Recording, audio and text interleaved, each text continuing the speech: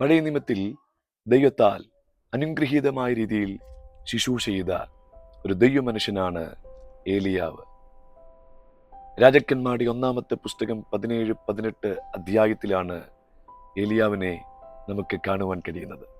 19-ാം അധ്യായത്തിലേക്ക് വരുമ്പോൾ അന്നത്തെ ഇസ്രയേൽ ഭരിക്കുന്ന ആഹാബിന്റെ ഭാര്യയായിരിക്കുന്ന ഇസബേൽ തൻ്റെ അടുക്കൽ ദൂതന്മാരെ അയച്ച് പറയുന്നൊരു വാക്കുണ്ട്: നാളെ ഈ നേരത്ത് എൻ്റെ പ്രവാചകന്മാരോട് നീ ചെയ്തതുപോലെ നിന്നോട് ഞാൻ ചെയ്യും. ഈ വാർത്ത കേട്ടയുടനെ ഏലിയാവ് ഭയപ്പെട്ടെഴുന്നേറ്റ് പുറപ്പെട്ടെന്നാണ്.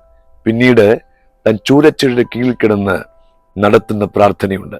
ആ പ്രാർത്ഥനയിൽ താൻ പറയുന്ന വാക്ക് പരാജയത്തിന്റെ വാക്കാണ്.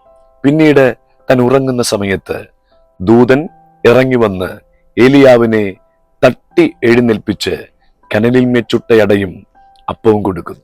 പിന്നീടും ഏലിയാവ് കിടന്നുറങ്ങുന്നു. പിന്നീടും ദൈവത്തിന്റെ ഇടപെടൽ ഉണ്ടാകും. പിന്നീട് ഏലിയാവിനോട് ദൂതൻ പറയുന്ന വാക്ക്: നിനക്ക് ദൂരയാത്രയുണ്ട്. ആ ദൈവിക സ്പർശനം കൊണ്ട്, ദൈവം കൊടുത്ത ആഹാരം കൊണ്ട് 40 പകലും 40 രാവും താൻ ഹോരേബോളം നടന്നു എന്നാണ് വചനം.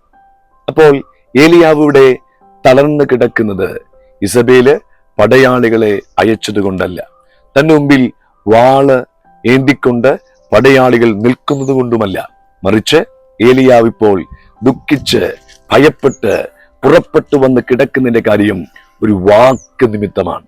ഇസബേല് പറഞ്ഞ വാക്ക്: നാളെ ഈ നേരത്ത് നിന്നെ ഞാൻ കൊന്നുകളയും. ഈ വാക്ക് നിമിത്തം തളർന്ന് ചൂരച്ചെടിയുടെ കീഴിൽ കിടക്കുന്നവനെ ദൈവം ഒരു 10,000-കണക്കിന് വാക്കയച്ചല്ല വിടുവിക്കുന്നത്, മറിച്ച് വാക്ക് നിമിത്തം തളർന്നവനെ ദൈവം സ്പർശനം കൊണ്ട് എഴുന്നേൽപ്പിക്കുകയാണ്. അതേ പ്രിയപ്പെട്ടവരെ, ഈ ദിവസങ്ങളിൽ വാക്ക് നിമിത്തം തളർന്ന ആരെങ്കിലും എന്നെ കേൾക്കുന്നെങ്കിൽ, നീ ഗുണം പിടിക്കത്തില്ല, നീ നന്നാകത്തില്ല, നിന്റെ ജീവിതം ശരിയാകില്ല, നീ എന്നും ഇങ്ങനെ തന്നെ കഴിയും, നിന്റെ രോഗത്തിൽ നിന്ന് ഒരു ശമനം നിനക്കുണ്ടാകില്ല എന്നാരെങ്കിലും വാക്ക് നിമിത്തം നിങ്ങളെ മുറിവേൽപ്പിച്ചിട്ടുണ്ടെങ്കിൽ, ഇതാ ഒരു സ്പർശനം നിങ്ങളുടെ മേൽ വെളിപ്പെട്ടു വരാൻ പോകുകയാണ്. ആ സ്പർശനം നിങ്ങളെ മുൻപോട്ട് നയിക്കുവാൻ, മുൻപോട്ട് ഓടിക്കുവാൻ കരുത്തുള്ള ദൈവിക സ്പർശനമാണ്.